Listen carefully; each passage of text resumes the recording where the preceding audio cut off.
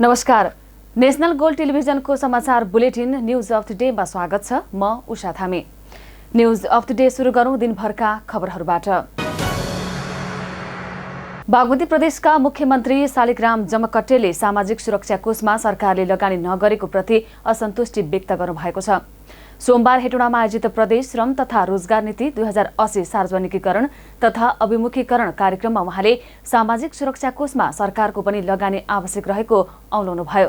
सामाजिक सुरक्षा कोष बचत कोष जस्तो भएको टिप्पणी गर्दै उहाँले सरकारको लगानी खै भनी प्रश्न गर्नुभयो। आधारभूत वर्गलाई सरकारको लगानी चाहिने उहाँको भनाइरहेको छ। मुख्यमन्त्री जमकट्टेले प्रदेश सरकारले रोजगारीको मोडेल परिवर्तन गरी समुदायमा आधारित कृषि उत्पादनको मोडेल तयार गरेर रोजगारीसँग जोड्ने नीति लिएको बताउनु भएको छ। यस वर्ष 14 करोड रुपैयाँ बजेट छुट्याएको भन्दै उहाँले त्यसमा 20,000 किसानलाई जोड्ने बताउनुभयो। हामीले थोरै सोचेका छौं, जुन संविधानले हामीलाई दिएको अधिकार छ त्यति मात्रै हामीले सोचेका छौं र त्यही अनुसार हामीले श्रम नीति बनाएका छौं। प्रदेश सरकारले मन्त्री परिषदले श्रम नीति पास गरेर यसलाई सार्वजनिक गरेको छ र यसलाई हामी अब कार्यान्वयन गर्ने क्रममा हामीले ऐन कसरी बनाउनुपर्छ, कति हाम्रो क्षेत्राधिकार छ भन्ने कुरालाई हामी हेर्छौं र कुन कुन क्षेत्रलाई हामी प्रायोरिटीमा राख्ने हो भन्ने कुरा पनि हेर्छौं र त्यसपछि हामी थप नीतिहरू बनाएर आवश्यक ऐन कानुनहरू बनाएर हामी यसलाई कार्यान्वयन गर्न लान्छौं र विशेष त बागमती प्रदेशमा एउटा त पहिलो त रोजगारी सिर्जनाकै कुराहरू हुन्छन्। त्यो सरकारको नीतिमा भर पर्छ।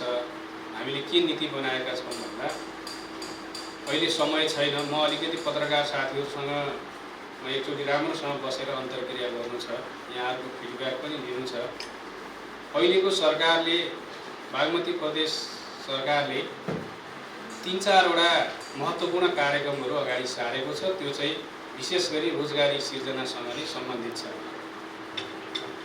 पहिलो कुरा, हामीले नेपालमा कृषि क्षेत्र नै हाम्रो रोजगारीको यतिखेरसम्मको पहिलो क्षेत्र हो। अहिले पनि 60% मानिसहरू कृषि क्षेत्रमा आबद्ध छन् भन्ने कुरा चाहिँ अहिले पछिल्लो हाम्रो जनगणनाले देखाउँछ। त्यसैले अहिले हामीले हाम्रो जुन लगानीको मोडेल छ, सरकारले गरेको जुन लगानीको मोडेल छ, व्यक्ति केन्द्रित मोडेल र वर्षै पछि व्यक्ति फेर्दै गर्ने लगानीको मोडेल, यसले कृषि क्षेत्रमा उत्पादकत्व पनि बढाएन, रोजगारी पनि सिर्जना गरेन। त्यसैले अहिले हामीले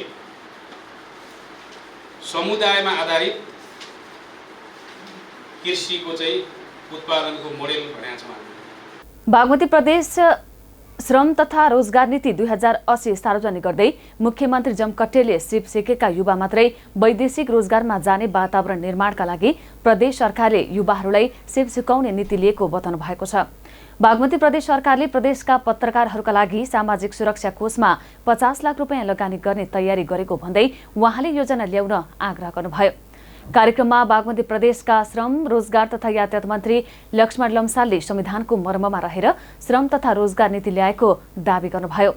श्रमिकलाई बलियो नबनाएसम्म देश बलियो नहुने भन्दै उहाँले उनीहरूलाई स्वदेशमै रोजगारी सृजना गर्ने प्रयासहरू पनि भइरहेको बताउनुभयो। बागमती प्रदेश सरकारको श्रम रोजगार तथा यातायात मन्त्रालयले सोमबार हेटौडामा कार्यक्रमको आयोजना गरी प्रदेश श्रम तथा रोजगार नीति 2080 सार्वजनिक गरेको हो। नेपाली कांग्रेसका सभापति एवं पूर्व प्रधानमन्त्री शेरबहादुर देउवाले स्वर्गीय प्रदीप गिरी बीपी कोइराला पछिको ठूलो समाजवादी चिन्तक भएको बताउनु भएको छ।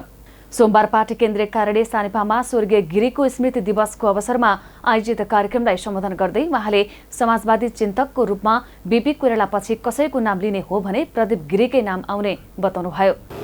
किताबहरू छन् भने पार्टीले पनि गर्दैछ र उहाँ चाहिँ धेरै ठुलो विद्वान पछाडिको समाजवादी चिन्तक समाजवादी उहाँले त्यस कारण चाहिँ उहाँ कहिल्यै नथाक्ने व्यक्तिको रूपमा दिनु, तर उहाँ चाहिँ दुर्भाग्यले पछि गएर उहाँलाई चाहिँ यस्तो रोग लाग्यो, दुःख नहुने रोग लागेपछि उहाँ चाहिँ अब सामयिक निर्मोदम नै कान्छु व्यक्ति हो अब सामाजिक निधन भयो चाहिँ हामी त्यसैको चाहिँ स्मृति दिवस मनाउँदैछौँ यहाँ। त्यस कारण चाहिँ उहाँका चाहिँ कुराहरूले चिन्तन लेखहरू किताबहरू हामीले चाहिँ पार्टीले प्रकाशित गर्न चाहिँ गर्नुपर्दछ। त्यसबाट हाम्रो सुनको पार्टी लाभान्वित हुनेछ। अहिले रोजा लक्जबरको कुरा आयो अघि। रोजा लक्जबर उहाँले सच्चा मानेमा नेता उहाँ समाजवादी चिन्तक मानेर चाहिँ यो कम्युनिस्ट आन्दोलन र सोसलिस्ट आन्दोलनको फरक भएको रोजाले गर्दाखेरि हो। पहिले चाहिँ नि समाजवादी आन्दोलन थियो, त्यसमा चाहिँ नि पछि कम्युनिस्ट इन्टरनेसनल र सोसलिस्ट इन्टरनेसनल बन्यो। त्यसमा चाहिँ नि कम्युनिस्ट इन्टरनेसनल चाहिँ नि कम्युनिस्टहरू गए, रोजा चाहिँ नि त्यहाँ डिफर गरेर चाहिँ नि लेनिनले सबसँग डिफर गरेर चाहिँ नि यो चाहिँ यो हुने सभापति देउबाले स्वर्गीय गिरीका बाँकी कृति र लेखहरू भई प्रकाशित गर्न पार्टीको सहयोग गर्ने बताउनुभयो। उहाँले स्वर्गीय गिरीका लेखबाट सिंहको पार्टी नै लाभान्वित हुने समेत बताउनु भएको छ। कांग्रेस महामन्त्री गगन थापाले प्रदेशको नामाकरणको विषयमा स्वर्गीय प्रदीप गिरीले दिनुभएको विचारसँग नेपाली कांग्रेस सहमत हुन सके सामाजिक द्वन्द्व हटाउन सकिने बताउनु भएको छ। सोमबार पार्टी केन्द्रीय कार्यालय सानेपामा आयोजित स्वर्गीय प्रदीप गिरीको स्मृति सभालाई सम्बोधन गर्दै उहाँले स्वर्गीय गिरीको विचारलाई जम्मा गरेर कांग्रेसले राख्ने हो भने मात्रै पनि 20 वर्षसम्मका लागि कांग्रेसमा आउने समस्या सहजै समाधान गर्न सकिने बताउनुभयो। र प्रदीप दाइले भन्नुभएको कुरालाई सिलसिलेवार मिलाएर उहाँले खास के बताउन खोज्नु भएको भन्ने कुरासँग जोडेर हेर्यो भने नेपाली कांग्रेसलाई कम्तीमा पनि अर्को 15-20 वर्षका निम्ति समस्या परेको बेलामा त्यसलाई सम्बोधन गर्ने एउटा ठूलो मार्ग, एउटा आधार त्यसबाट बन्छ भन्ने म ठान्दछु। जस्तो उदाहरणको लागि अहिले भर्खर म आज झापा र इलाम गएर आज फर्किँदैछु। अहिले त्यहाँ प्रदेश नम्बर 1 को नामाकरणको ठूलो विषय छ। तर प्रदीप गिरीले संविधान निर्माण बेको बेला ताका राख्नुभएको विचारहरूलाई मात्र हामीले हेऱ्यौँ र त्यसैबाट पछि हामी भीमबहादुर तामाङको नेतृत्वमा बसेर काम गऱ्यौँ कि खास गरिकन हाम्रो नेपालको संघीयतालाई अगाडि बढाउने विषयहरूका सन्दर्भमा उदारतापूर्वक खास नेपाली कांग्रेस जस्तो मूल राजनीतिक पार्टीले नामाकरण जस्तो विषयहरू गर्दै गर्दाखेरि पहिचानको कुरालाई प्राथमिकता दिएर गर्नुपर्छ। यदि यसलाई गऱ्यौँ भने हामीले समाजको द्वन्द्वलाई चिरकालसम्म त्यो द्वन्द्वलाई मेट्न सक्दछौँ भन्ने कुराको प्रेरणा हामी प्रदीप दाइको भनाइहरूबाट आजको दिनमा हामी पाउन सक्दछौँ। नेपाली कांग्रेसभित्र हामी अहिले पार्टीलाई थप डेमोक्रेटाइज गर्ने कुरा गरिरहेका छौँ। हामी पार्टीको उम्मेदवार छनौट गर्ने प्रक्रिया बदलौँ, सदस्यताको बारेमा बदलौँ भनेर भनिरहेका छौँ। 15 वर्षदेखि प्रदीप दाइ, म अहिले पनि सम्झन्छु, प्रदीप दाइ, नरेन्द्र दाइ हामीसँगै बसेर छलफल गरेको, बहस गरेको, उहाँका लेखहरू छन्, पार्टी कार्यालयमा गरेका भाषणहरू छन्, जहाँ नेपाली कांग्रेसलाई बदल्ने हो भने नेपाली कांग्रेसको सदस्यतालाई बदल्ने र खास गरिकन नेपाली कांग्रेसको उम्मेदवार छनौट गर्ने प्रक्रिया बदलेर पार्टीलाई डेमोक्रेटाइज कसरी गर्ने भन्ने विषयका सन्दर्भमा उहाँले बोलेर गएका कुराहरूबाट यति धेरै कुराहरू छन् जो आजको हाम्रो समस्याको हल हामी खोज्न सक्छौँ। नेपाली कांग्रेसका महामन्त्री थापाले आफू केही दिन अघि मात्रै झापा र इलाम पुगेर आएको भन्दै कोशी प्रदेशमा नामाकरणको विषयलाई लिएर स्थिति थप पेचिलो बन्दै गइरहेको उल्लेख गर्नुभयो। महामन्त्री थापाले कांग्रेसलाई बदल्न पार्टी सदस्यता र उम्मेद्वार छनौट प्रक्रिया बदल्न आवश्यक रहेको बताउनुभयो। नेकपा एमालेका उपमहासचिव प्रदीप गेवालीले समाजवाद उन्मुख अर्थतन्त्रबारे सबै राजनैतिक दलहरूले बहस गर्न जरुरी रहेको बताउनु भएको छ। स्कुल अफ डेमोक्रेसीले सोमबार काठमाडौँमा आयोजना गरेको एक कार्यक्रममा बोल्दै उहाँले राजनैतिक दलहरूले सत्तामा नभई संविधानले व्यवस्था गरेको समाजवाद उन्मुख अर्थतन्त्रबारे बहस गर्न केन्द्रित हुनुपर्ने बताउनु भएको हो।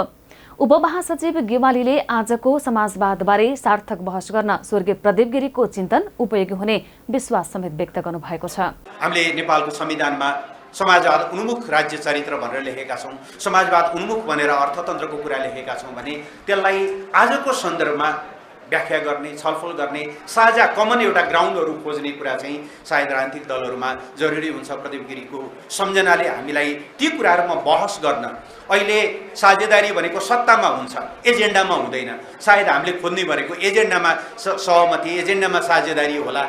हामीले भनेको प्रजातान्त्रिक समाजवादका के अरे हामीले भनेको संविधानमा उल्लेख गरेका समाजवादका फन्डामेन्टल कुराहरू के हुन् जो जुनसुकै सरकारमा जाँदाखेरि पनि डेभिएट गर्न नपाइने भनेर एउटा डिमार्केसन कोर्न सक्यौँ भने सायद प्रदीप गिरी दाइलाई सम्झेको बढी सार्थकता हुन्छ कि यो कुरामा चाहिँ तपाईँहरूको स्कुल अफ डेमोक्रेसीको यो इन्स्टिच्युटले यस्ता फोरमहरू आयोजना गरोस्, दाइले लेखेका बोलेका त्यसमध्येका सिलेक्टेड रचनाहरूलाई ट्रान्सक्राइब गरेर उहाँले धेरै टेलिभिजनमा बोल्नुभयो होला, अरू अन्तर्वार्ताहरूमा दिनुभयो होला, ट्रान्सक्राइब गरेर त्यसको कलेक्सनहरू निकालोस् ताकि बौद्धिकताको खडेरी परेको यो बेलामा चाहिँ हामीलाई उहाँका ती विचारहरूले एउटा सन्दर्भको मार्गदर्शनको काम गरून्। नेकपा एमालेका महासचिव गेवालीले प्रदीप गिरीको आदर्श र विचारले मुलुकको राजनीतिलाई निर्देश गरिरहेको समेत दावी गर्नुभएको छ।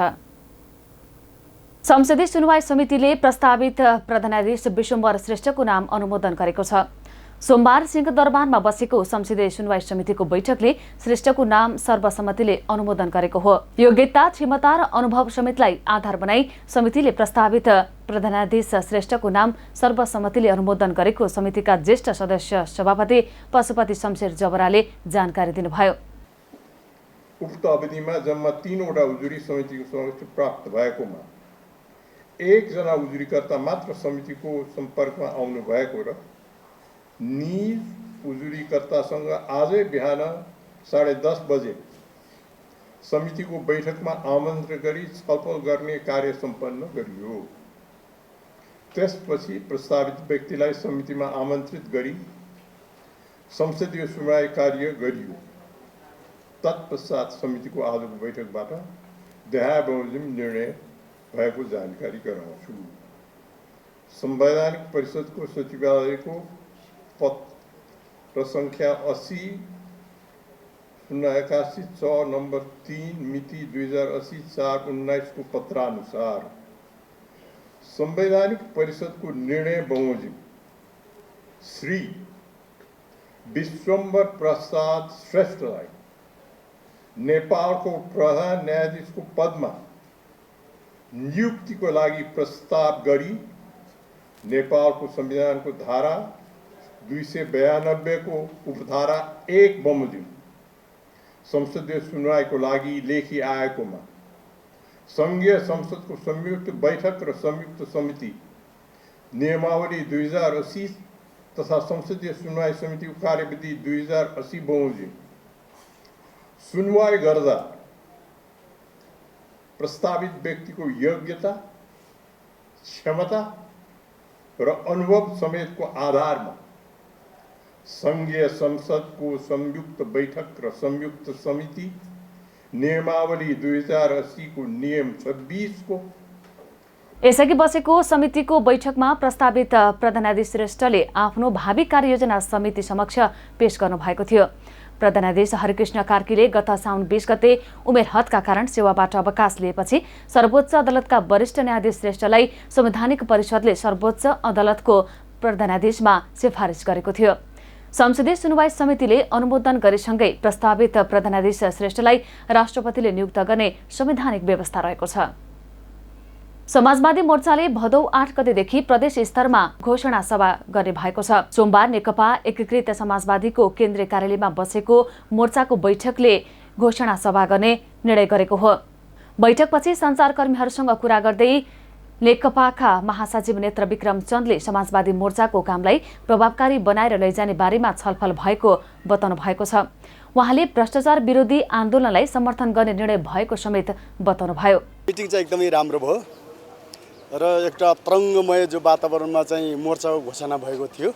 समय अलिकति लम्बिँदाखेरि बाहिर के हो भन्ने पनि थियो, तर आजबाट त्यो चाहिँ अन्त्य भएको छ र हामीले 9 गतेदेखि प्रदेश स्तरको घोषणा सभाहरू गर्ने निर्णय गरेका छौँ। सँगसँगै यो देशमा जो भ्रष्टाचार विरोधी आन्दोलन चलिरहेको छ त्यसलाई समर्थन गर्ने गरी हामी सोच्नुपर्छ भन्ने कुराहरू भयो। प्रदेशहरूको संयोजक प्रदेश घोषणा सभामै तोकिन्छ। माधव नेपाल कमरेड चाहिँ अहिले हाम्रो संयोजक हुनुहुन्छ। 4 महिना जान्छ, यो 4 महिना जान्छ, त्यसपछि फेरि अर्कोले गर्नुहुन्छ। यो नै नेपालको मौलिकता हो। नेपाली विशेषताको समाजवाद यसको मौलिकता हो भन्नुहोस् न, एकदम राम्रो हुन्छ, राम्रो छ। तपाईँले सोच्नु भएको भन्दा पनि राम्रो छ। यही नै हो नि, नयाँ नै हो नि, यो घोषणा गर्ने, प्रदेशमा घोषणा गर्ने होइन। त्यसपछि देशभरि अरू क्याम्पेनहरू चलाउने कुरा छ, एकदम राम्रो भएको छ। बैठकपछि बोल्दै नेकपा एकीकृत समाजवादीका नेता प्रमेश हमालले भदौ 8 गते मध्य प्रदेशको वीरगञ्जमा बैठकपछि बोल्दै नेकपा एकीकृत समाजवादीका नेता प्रमेश हमालले भदौ 8 गते मध्य प्रदेशको वीरगञ्जमा, 12 गते लुम्बिनीको बुटोलमा, 13 गते सुदूरपश्चिमको धनगढीमा, 14 गते कर्णालीको सुर्खेत, 15 गते गण्डकीको पोखरा, 23 गते बागमतीको हेटौँडा र 25 गते कोशीको विराटनगरमा घोषणा सभा गर्ने बताउनु भएको छ। जनसमितिको बैठकको आज 3वटा कार्यसूची थियो। त्यसमा पहिलो भनेको समसामयिक राजनीति र समाजवादी मोर्चाको प्रभावकारी भूमिकाको बारेमा, सातै प्रदेशमा हामीले सन्देश सभाको आयोजना गर्दैछौँ। त्यसको हामीले चाहिँ नि आज निर्णय गरेका छौँ। हाम्रो यो सचिवालयमा गरेका निर्णयहरूको अनुमोदन गर्ने कार्यक्रम थियो। ती 3वटा एजेन्डामा हामीले छलफल गऱ्यौँ। समसामयिक राजनीतिक विषयमा र समाजवादी मोर्चाको प्रभावकारी भूमिकालाई अगाडि बढाएर लैजानुपर्छ, यसलाई एउटा शक्तिको रूपमा विकास गर्नुपर्छ र समाजवादी आन्दोलनलाई अगाडि बढाउनुपर्छ भन्ने कुरामा हामीले दृढता व्यक्त गऱ्यौँ। साथसाथै सातैवटा प्रदेशमा हामीले हामीले सन्देश सभाको कार्यक्रमको आयोजना गर्ने कुराको आज हामीले चाहिँ निर्णय गरेको छौँ। वीरगञ्जमा कार्यक्रम गर्नेछौँ। समाजवादी मोर्चामा सत्तारूढ नेकपा माओवादी केन्द्र, जनता समाजवादी पार्टी नेपाल, नेकपा एकीकृत समाजवादी र नेत्र विक्रमचन्द नेतृत्वको नेकपा सहभागी रहेका छन्। ललिता निवास प्रकरणमा पक्राउ परेकाहरूलाई अदालतले थप 3 दिन हिरासतमा राखेर अनुसन्धान गर्न अनुमति दिएको छ। जिल्ला अदालत काठमाडौँका न्यायाधीश दीपक ढकालले भाटभटेनी सुपरमार्केटका सञ्चालक मीनबहादुर गुरुङ सहित 18 जनालाई थप 3 दिन हिरासतमा राखेर अनुसन्धान गर्न अनुमति दिएको हो। नेपाल प्रहरीको केन्द्रीय अनुसन्धान ब्युरो सीआईबीले साउन 31 गते थप गरेको म्याद सकिएपछि पुनः म्याद थप माग भएको थियो। बालाटारस्थित ललिता निवास क्याम्प भित्रको जग्गा हिनाबिना प्रकरणमा मीनबहादुर गुरुङ, पूर्व निर्वाचन आयुक्त सुधीर कुमार शाह, गोपाल कार्की, शिवजी भट्टराई, घमान कुमारी कार्की, बाबुराजा महर्जन, देवनारायण महर्जन, ध्रुव प्रसाद अर्याल, युगराज पौडेल, नारायण दास मिश्र, रुद्र प्रसाद श्रेष्ठ, बालकृष्ण श्रेष्ठ, विनोद पौडेल, केशव तुलाधर, अरुण कुमार श्रेष्ठ, कलाधर देउजा, सञ्जय महर्जन र सकलानन्द महर्जन हिरासतमा रहेका छन्। वीर अस्पतालले निकट भविष्यमा नै अपरेसनमा पालो कुर्नुपर्ने बाध्यतालाई समाधान गर्ने भएको छ। सञ्चारकर्मीहरूसँग कुरा गर्दै वीर अस्पतालका निर्देशक डाक्टर सन्तोष पौडेलले अपरेसनमा महिनौदेखि पालो कुर्नुपर्ने बाध्यतालाई हटाउन अस्पताल लागि परेको बताउनुभयो। डाक्टर पौडेलले उहाँले त्यसका लागि अस्पतालको क्षमतामा रहेका अपरेसन थिएटरहरूलाई पूर्ण क्षमतामा सञ्चालन गर्न प्रयास गरिरहेको र करारमा जनशक्ति थप्ने योजना रहेको बताउनुभयो। जुन पुरानो भवन छ त्यहाँ पनि 70वटा बेड नचली बसिरहेको थियौँ। अहिले हामी नयाँ नर्सिङ जनशक्ति आएपछि त्यो पनि खोलेर सबै बेडहरू सञ्चालनमा आइसकेका छन्। अनि नयाँ सर्जिकल भवनमा नि केही तलाहरूमा बिरामीहरू राख्न सकिएको थिएन जनशक्तिको अभावले। अब अहिले सबै तलामा बिरामीहरू राखिसक्यौँ। अपरेसनको सेवामा लामो पालो कुर्नुपर्ने व्यवस्था जुन छ त्यसलाई बिस्तारै हटाउँदैछौँ। त्यसको लागि हाम्रो क्षमतामा भएका सबै अपरेसन थिएटरहरूलाई पूर्ण क्षमतामा सञ्चालन गर्न हामी प्रयासरत छौँ। पहिलाको भन्दा धेरै थपिएको छ, तर पनि हामी यो अपरेसन कोठाहरूलाई त सबै घन्टा चलायमान राख्नु पऱ्यो नि त। जस्तै आज एउटाको अपरेसन छ, भोलि छैन, पर्सि अर्को अपरेसन छ, त्यसरी भएन। हरेक दिन हरेक सेवाको अपरेसनलाई सेवा पाउने गरी हामीले अगाडि बढाएको छौँ। त्यो चाहिँ फुल फङ्सनमा गइसकेको छैन, त्यसको पार्सियली काम भइसक्यो। केही डिपार्टमेन्टहरू जस्तै नाक कान घाँटीको हरेक दिन अपरेसन सुरु गरिसक्यौँ होइन। न्युरो सर्जरीको भयो, तर हाम्रो ग्यास्ट्रो सर्जरी र युरोलोजीमा केही जनशक्ति अभावको कारणले हामीले त्यो गर्न सकेका छौँ। त्यसमा हामी प्रयासरत छौँ। र अर्को महत्त्वपूर्ण भनेको हामीले बर्न सेन्टरको सुरुवात गर्न खोज्दैछौँ। त्यसको बारेमा पनि यथेष्ट कामहरू अगाडि बढेका छन्, तर हामीले अघिल्लो आर्थिक वर्षमा बजेट पाउन सकेनौँ र अहिले यो वर्ष चाहिँ हामीले त्यसको लागि बजेट पाएछौँ र त्यसमा हामीले त्यहाँ चाहिँ चाहिने अत्यावश्यक औजार मेसिनहरू र त्यहाँको केही भौतिक संरचनामा हामीले पुनर्संरचना गर्नुपर्ने छ। त्यसको लागि हामी अहिले योजनामा छौँ।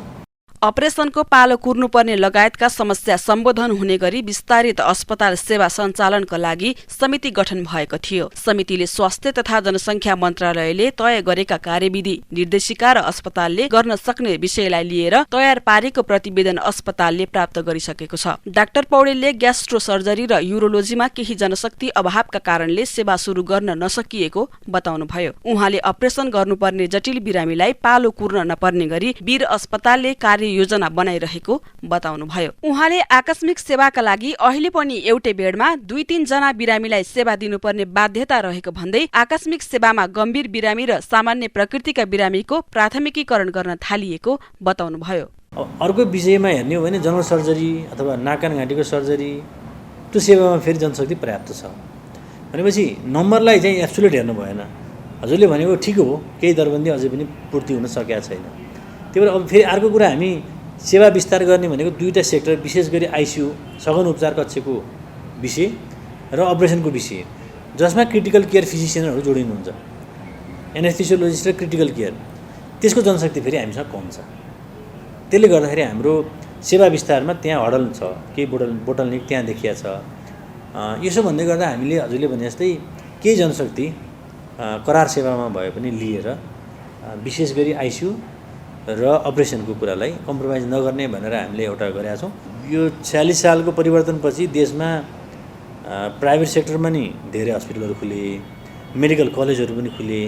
त्यसले गर्दा के हो भन्दा वीर हस्पिटल मात्रै आउनु परेन, उहाँहरूको लागि अप्सन भयो र अधिकांश भिआइपी भिभिआइपीहरूको क्रय शक्ति अथवा खर्च गर्ने क्षमता पनि छ। त्यस हिसाबले पनि वीर हस्पिटल आउनै पर्छ भन्ने पनि भएन। तर अहिलेको मन्त्रीज्यूको धारणा चाहिँ के छ भन्दाखेरि हाम्रो स्वास्थ्य मन्त्रीज्यूको कि राज्यको चाहिँ यदि खर्च हुन्छ भने प्राइभेटमा होइन वीर हस्पिटलै जानुपर्छ। यदि भिआइपी भिभिआइपीको उपचारको जिम्मा राज्यले लिने हो भने त्यो जिम्मा वीर हस्पिटलमा बसाएर लिनुपर्छ, न कि एउटा कुनै प्राइभेट हस्पिटलमा भन्ने मकसदले चाहिँ मन्त्रीज्यूले आइराख्नु भएको छ। त्यसमा वीर हस्पिटलले एकदमै सपोर्ट गरेको छ र नेपाल सरकारले नीतिगत निर्णय गरेर यदि भिआइपी भिआइपीको उपचार चाहिँ फेरि वीर हस्पिटलमा मात्रै गर्ने भने त हामी क्षमता बढाउनु पऱ्यो।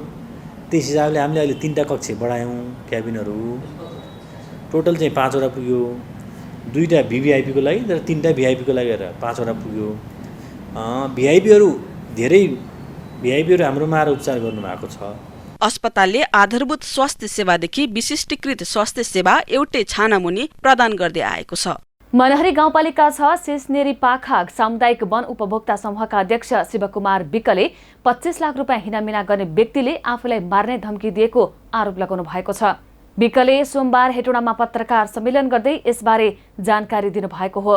हराएको चेक वन समूहको हेटौडा स्थित राष्ट्रिय वाणिज्य बैंकको खाता नम्बर 1300002462465001 बाट 2079 माघ 18 गते हेटौडामै रहेको कामना सेवा विकास बैंकमा रहेको लालकुमार थिङको खाता नम्बर 4914553877000001 मा रकम ट्रान्सफर रहेको उहाँको आरोप रहेको छ।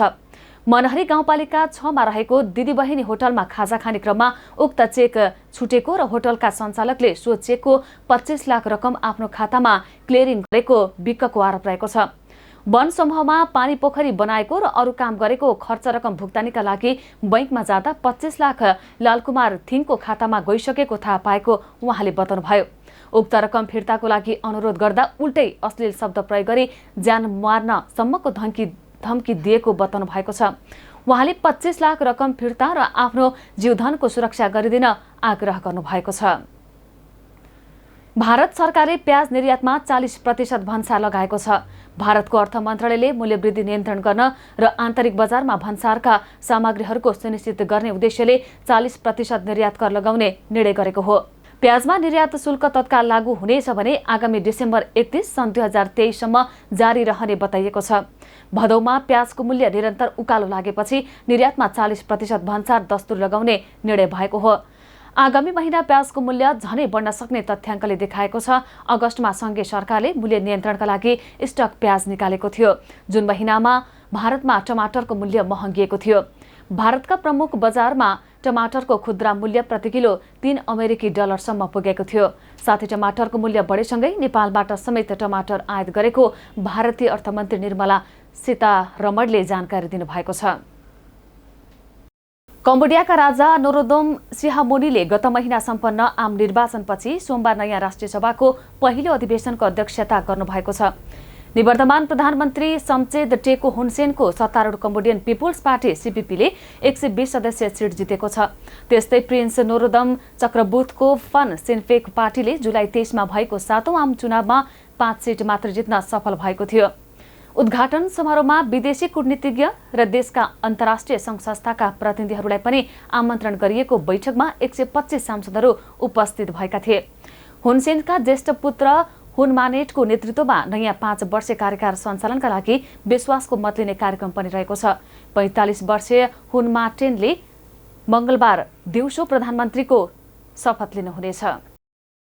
हवस् त अहिलेलाई न्यूज अफ द डे यति नै। अर्को बुलेटिन लिएर पुनः उपस्थित हुने नै छौं। थप सूचना र समाचारको लागि हाम्रो आधिकारिक फेसबुक, युट्युब र टिकटकमा फलो गर्न सक्नुहुनेछ। नमस्कार।